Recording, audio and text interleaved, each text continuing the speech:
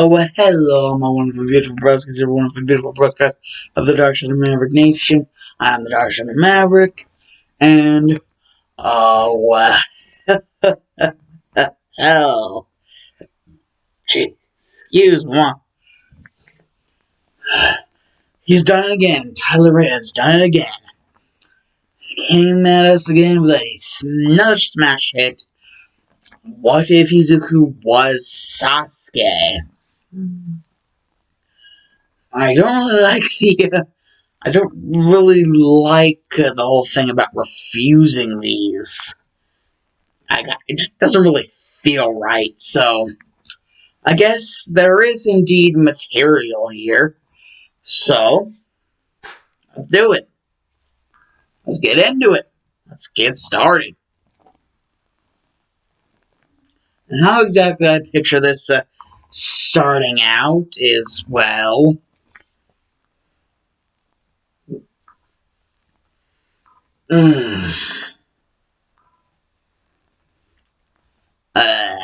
let's say,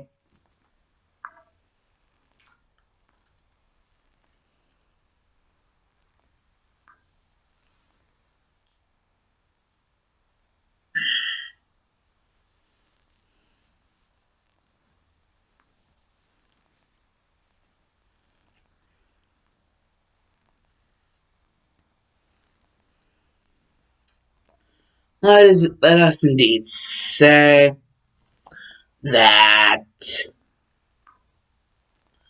due to some certain things involving the number 2 hero, Endeavor, you could indeed say some very dangerous things. Basically,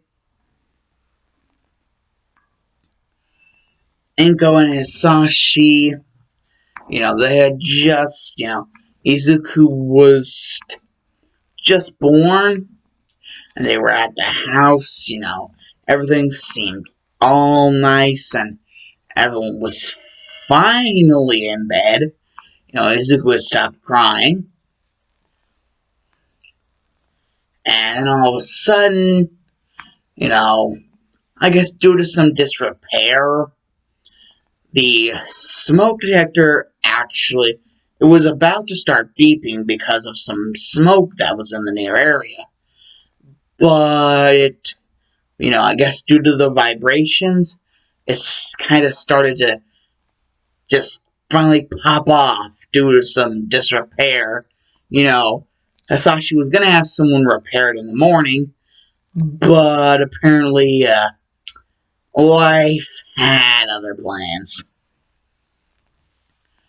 And so, really, there wasn't much more, warning. I was about to say morning. There really wasn't much, warning for the Midoriya family, as pretty much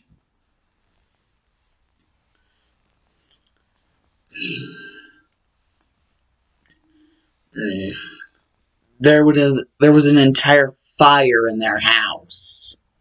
Now, the reason for this fire being a villain and a hero fighting.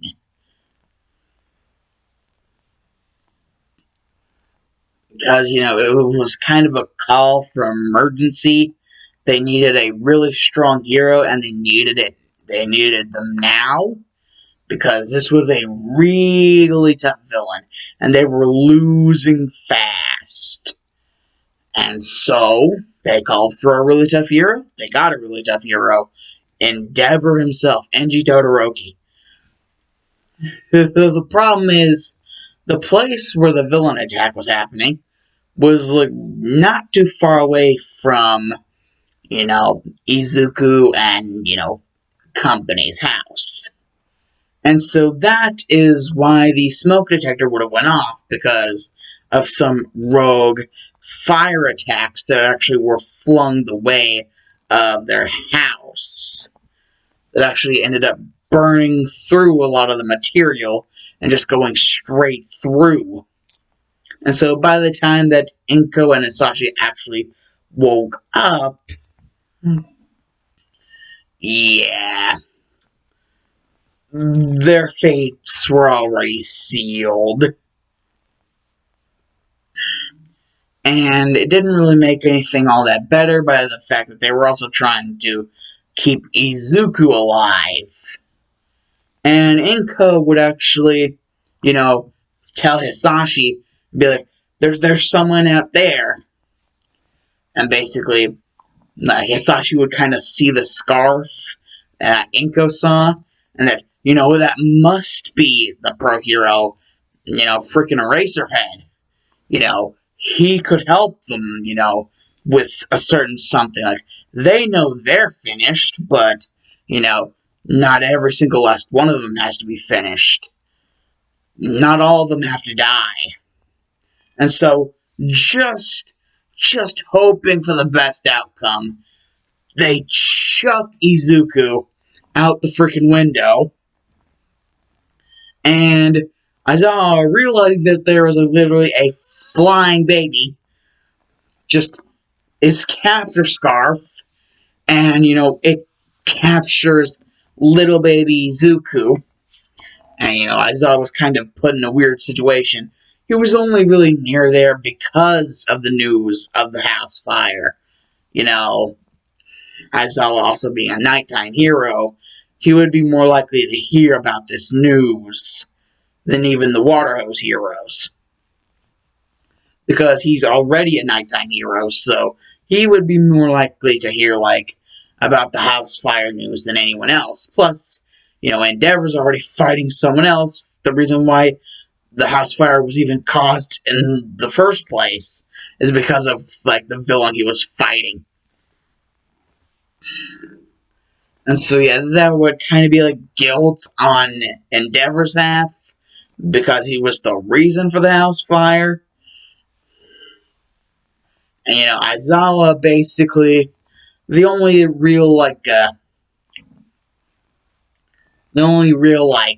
anything good coming out of this is that at least little baby Izuku not only is still alive, but, seeing as they did throw him to Aizawa,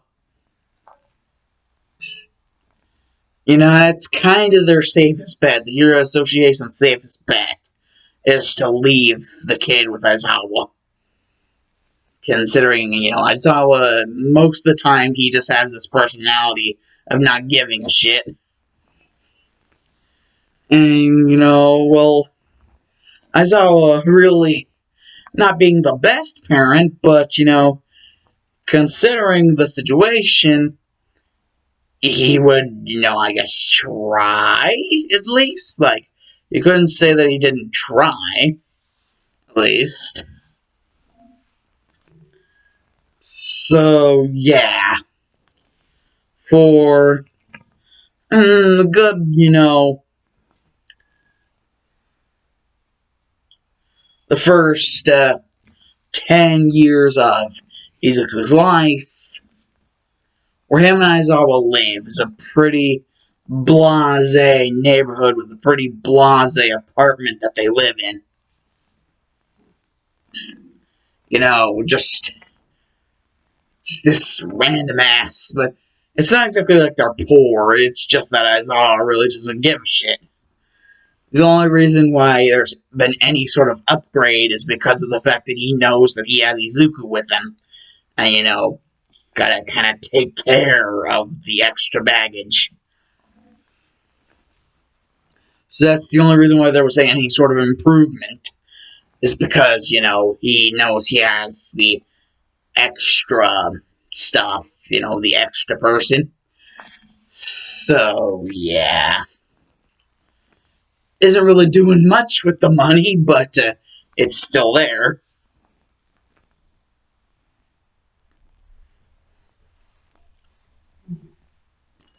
And, well, Izuku's wondering, well, Like, the knowledge of his parents can't be, like, entirely useless. He wonders. He's wondering, his birth parents, what were their quirks? He wonders, and he ends up figuring out, I'm gonna like, give slight alterations, like, not, like, slight, but I'm gonna give, like, alterations to the quirks that Hisashi and Inko had. Basically, I'm gonna give Izuku, like, say that Izuku, like, saw that Hisashi basically had a fire manipulation instead of just fire breathing. And, well, basically, the whole Inko thing, like Inko's telekinesis, you know, that it was more than just simple telekinesis. It was telekinesis that could broadcast illusions. Like, the ability to sort of, like, mess with people. Like, mess with them in the head. Like, not on a wide scale. Like, only really on a wide scale if you had trained it for a while. And the same thing with the fire manipulation. Only really strong manipulation if you had trained it. Or if you had a special ability of your own that could help boost the actual, usefulness of these quirks. And it turns out that just so happens that there is a certain rival gang to the Yakuza that are actually all people that go underneath this alias of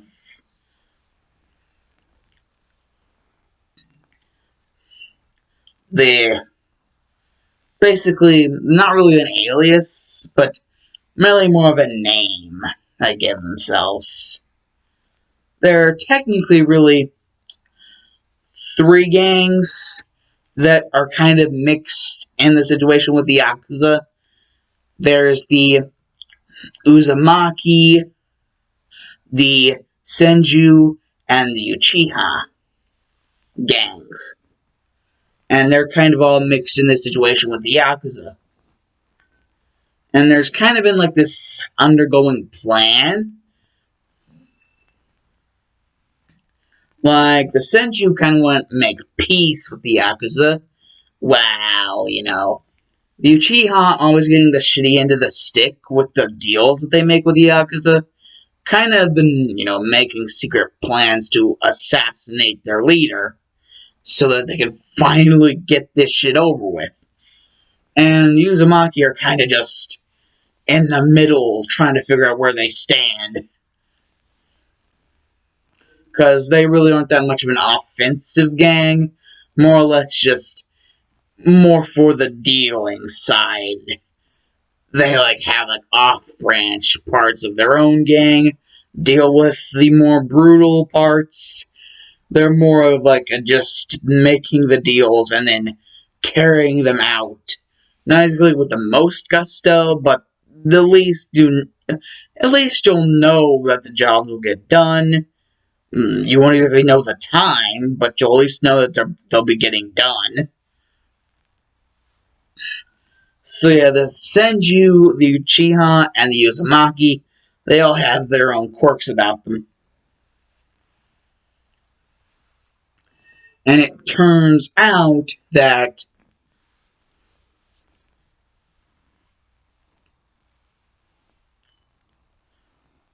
it's sort of like this weird thing. All three of the different gangs that are kind of juxtaposed in a way to the Yakuza, Izuku's family was actually a part of at one point.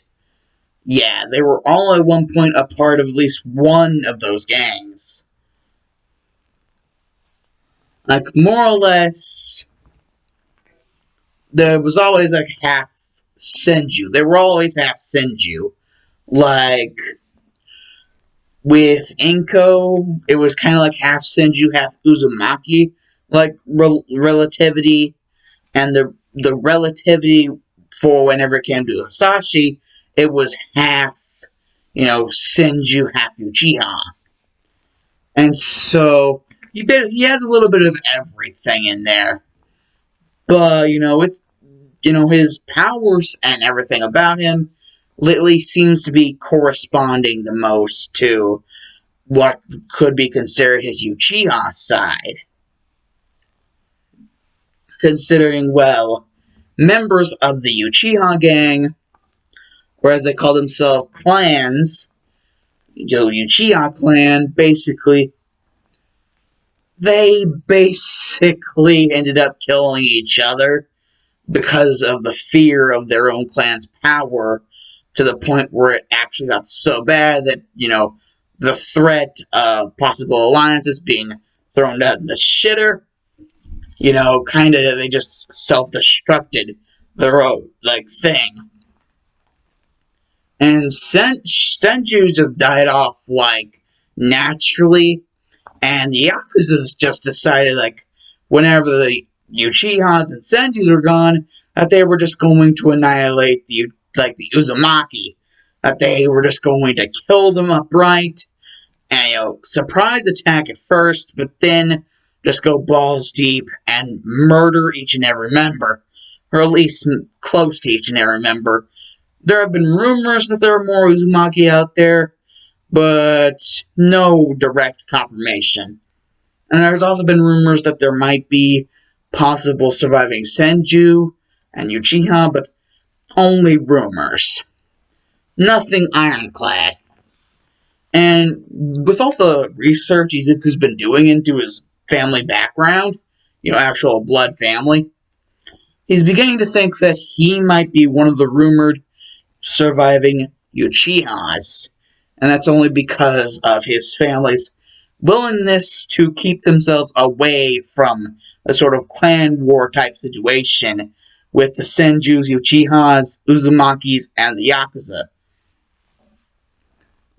Their willingness to kind of keep, themselves away from that as long as, his mother was pregnant with him.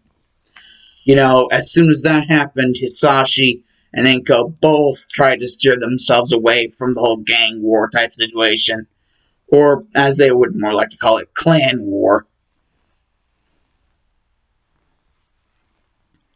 Yeah, basically. That whole shit. And the Yakuza are still going strong. And they don't think any of the other clans have really still survived all that much as they could be juxtaposed to them. So, in their eyes, they won, basically. They won the clan wars. And really, that's not the truth, because there are still others. It's just, it's merely rumors, but still, rumors can still bite you in the ass if you're not careful. As what will indeed show with Izuku's whole little thing, whenever he starts to figure out about the secret powers of the Uchiha clan's secret ability. It's known as the Dojutsu, an ability that transcends that of a simple quirk. And this Dojutsu, if paired up with, per se, cells of a Senju member, a Senju member, if paired up with cells of a Senju, could possibly even evolve the Sharingan into the Rinnegan. But first, it would have to go through the stage of the Mangekyo, and then even the Eternal Mangekyo. And those, how do you get those to happen? Well, that's just a whole nother level of bonkers in Izuku's eyes. Because he already has to go through the 1, 2, and 3 Tomoe stages. He's seeing a lot of complexity within this ability, this power that is secret, that was basically sacred and secret to the Uchihas. It was kind of their, big ace in the hole, their big trump card, that basically made them very feared during this time of the clan wars. They were very feared. even feared by the Yakuza. The Yakuza scared of them. At least as long as they were alive, but they ended up killing each other in the end because of like they even scared themselves with their power. And there's even slight rumors that it wasn't even all of them. It could have just been one person, considering how powerful these eyes were deemed to be. It could have just been one person. And if the whole one person myth is deemed to be true, if that rumor is deemed to be true, then Izuku would want to meet this one person. You know, this one person capable of being able to kill the entire clan. And why they would even want to do that while the clan wars were still going on? I mean, you have the Senju, the Uzumaki, and the Yakuza also there, so why would you do that? Unless there was like some sort of backup to like help. Like this person, like they were the person who did most of the killing, and the other person just was like reconnaissance and backup, like their backup guy, their backup dancer, basically, of their entire operation.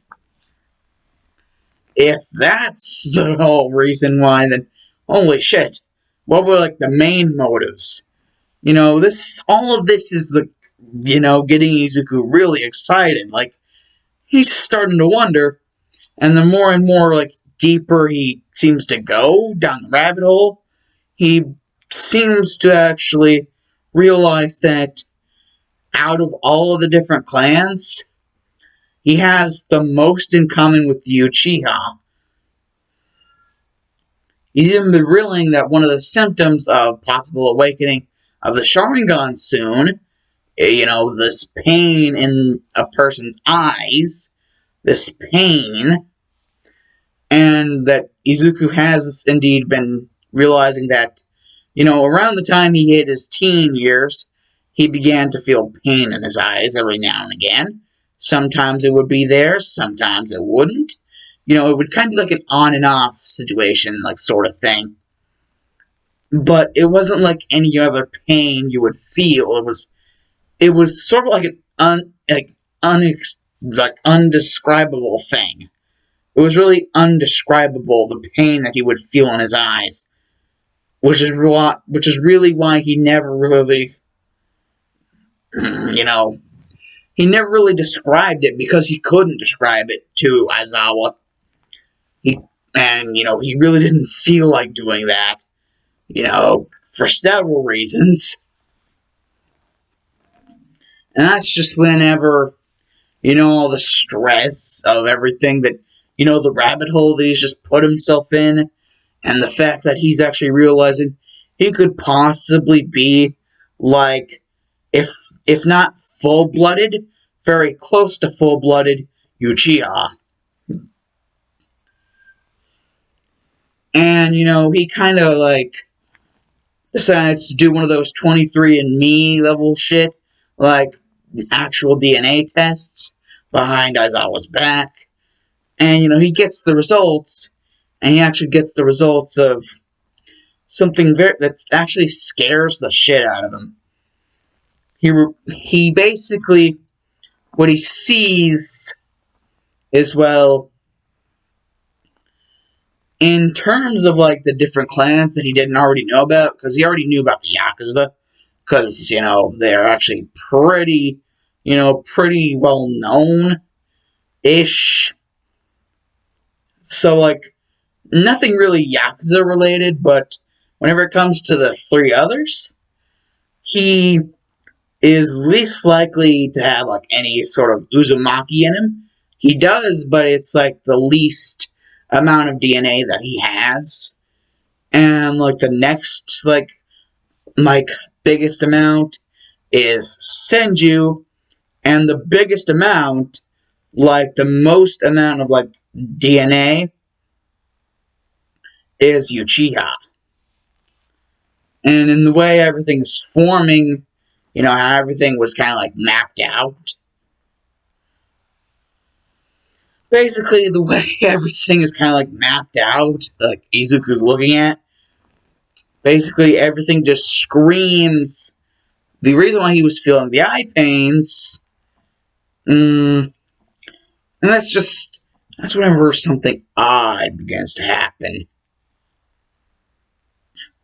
Izuku begins to, his eyes, there's something not right about his eyes. It's not the pain, though the pain, it's not there. Though it's like there's a phantom pain.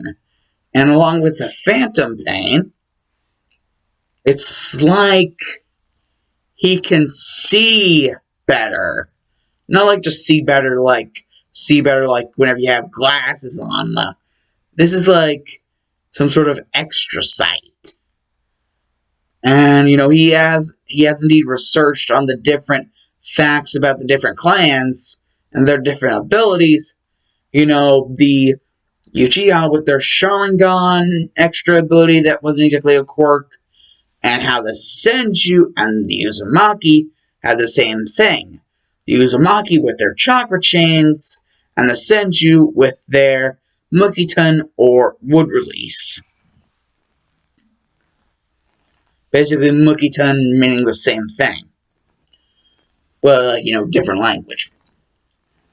So, yeah, basically,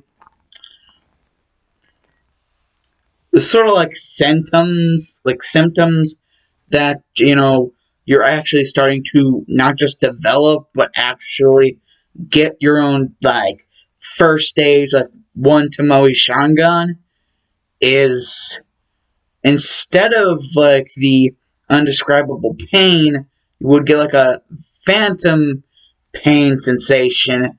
You would get, the phantom pain sensation along with this sense of, like complete, just amazing sight ability beyond your normal sight or any sight you could be given by, glasses or contacts. This just insane amount of sight, even beyond that of any quirk could give you. And so Izuku just, darts for the bathroom, and he basically sees that blood is starting to trickle down his eye. There's no cut. It's trickling down from beneath the eye as it's running out, like tears, a literal blood tear. And he's seeing that in both of his eyes. He sees that the only reason only one of the eyes has a blood tear down is that the other one has already been crying blood, but it seems to be, more circling around the other one. Almost that might be because of the way he's been, posturized. He doesn't really seem to understand the way most things have been going. It's really all just a blur to him. But then again, most things are a blur, now that he has this weird power. It's like this black and red eye.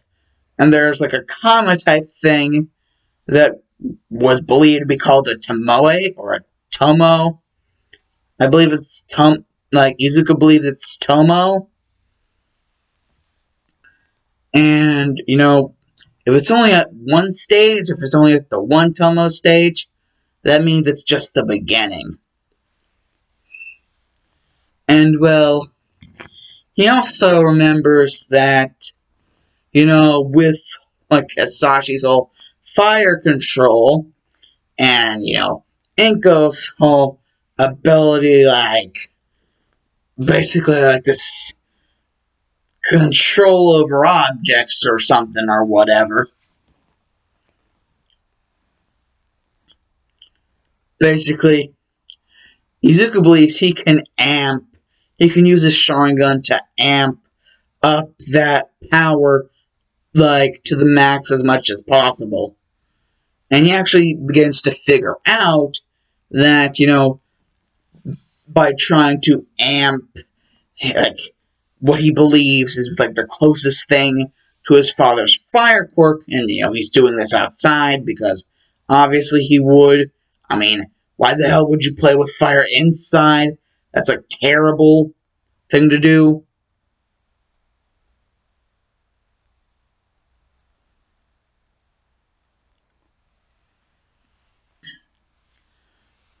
And he would just try and use his Sharingan to amp his freaking fire, manipulation quirk.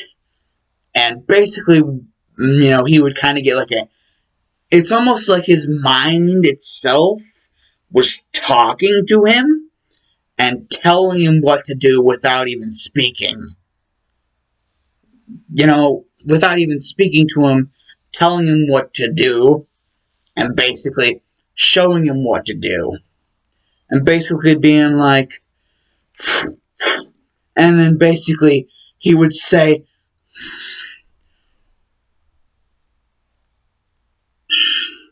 he basically just be like, remember the damn thing first. He basically just be like, Katon, go kakyu no jutsu, and a big old fireball would just generate out of his mouth. Yes, fire style, fireball no jutsu. Is Katon being fire style and Gokakyo no Jutsu being fireball no jutsu. Or great fireball, whichever you prefer. And Izuku now finally learning that he can do this shit, and now wondering what exactly, using the Sharingan to help with his mother's quirk would accomplish. And basically, Bakugo would have been alerted to that giant ass flame, and Bakugo,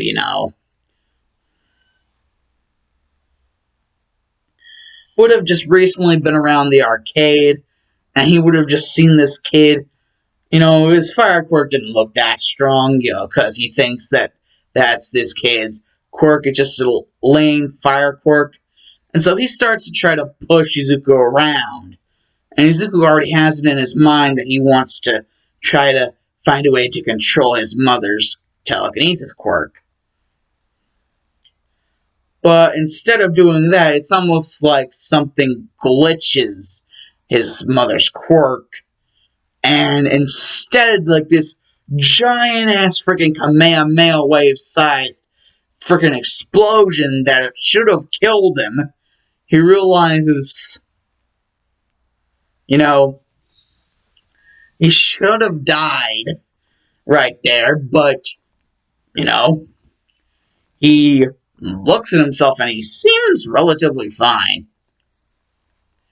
But he also realizes the eye that seemed to have put pressure on, because, the eyes that he uses for, he actually has indeed realized, but just as now, he just now realized he only seems to use certain eyes for certain things. He only used one eye for the, creation of the Gokakyo no Jutsu, and he used the other eye for whatever the hell he just did there. And basically, the eye that he just used kind of shuts off. But it's almost like it was just put to sleep. It's not like it really, lost anything, because I'm not going to make that happen to Izuku. I'm not going to do him dirty. It's more or less like it just fell asleep momentarily. And he would just hear the word in his head, Izanagi. Yes, I gave Izuku Izanagi. And that's how he survived the explosion. And Bakugo would just be like, what the hell? And, Izuku would just think, you know what? Screw it. Because, he realized before that the fireball he used earlier wasn't really that big. So he just decides, screw it. I'm going to use everything I got for this. Because I'm already starting to feel a little bit tired.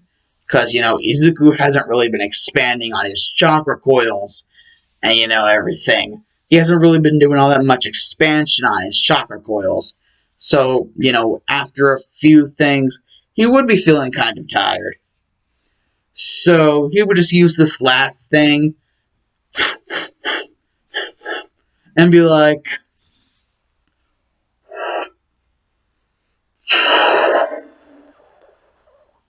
and basically before would have been just the regular fireball, and this would have been like great fireball.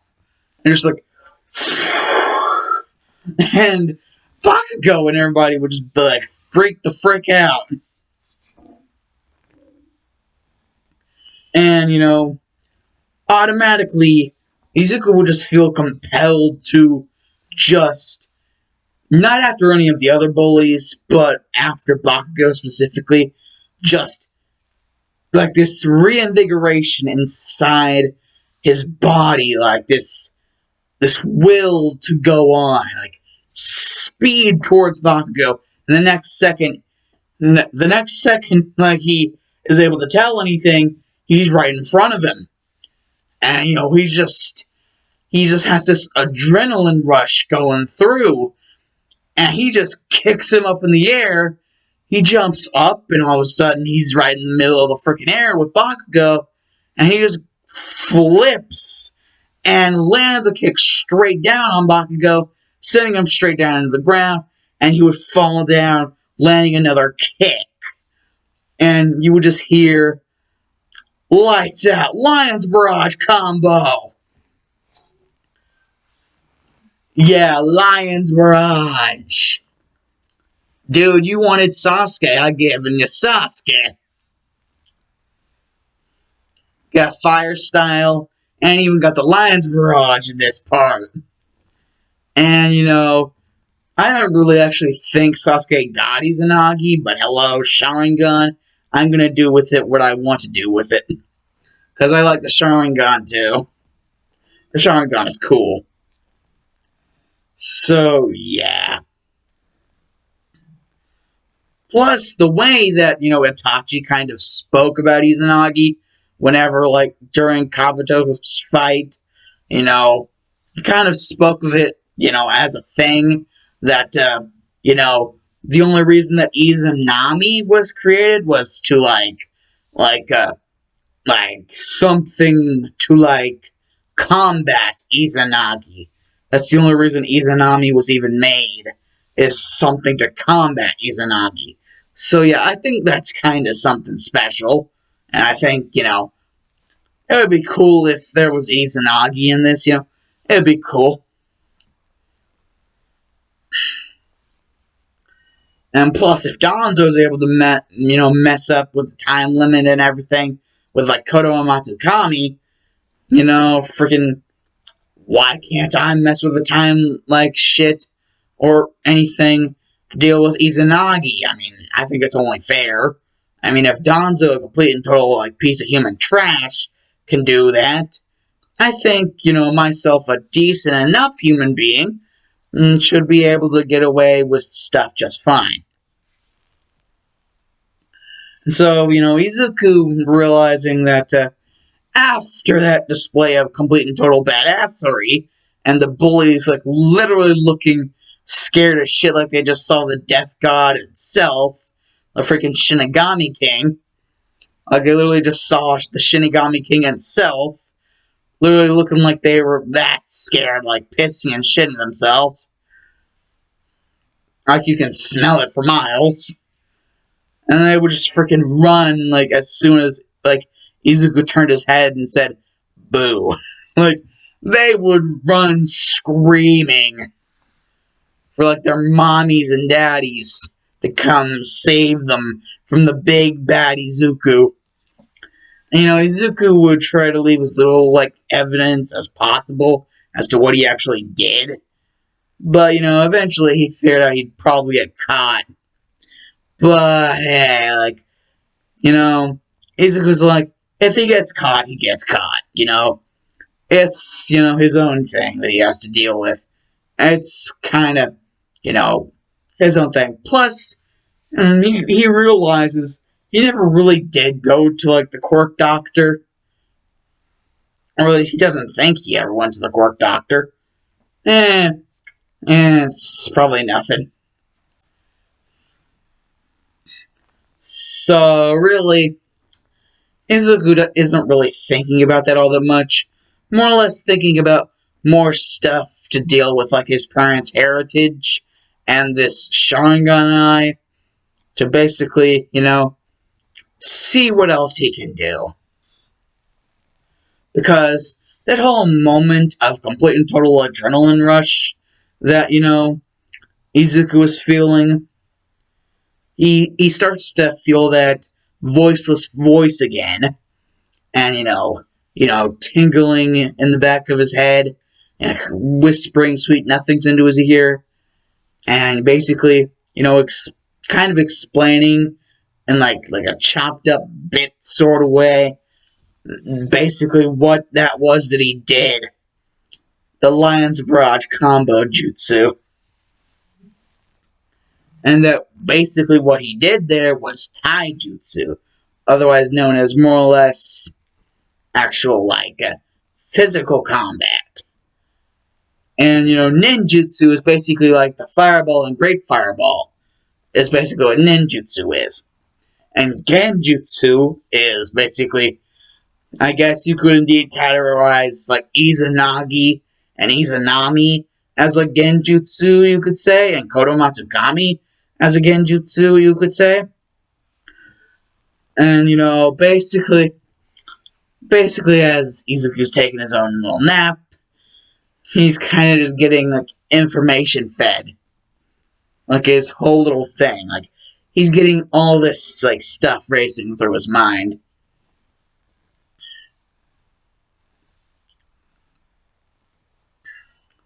And I think that is indeed, around the time we should leave this off. Because, oh my god, jeez, I have been,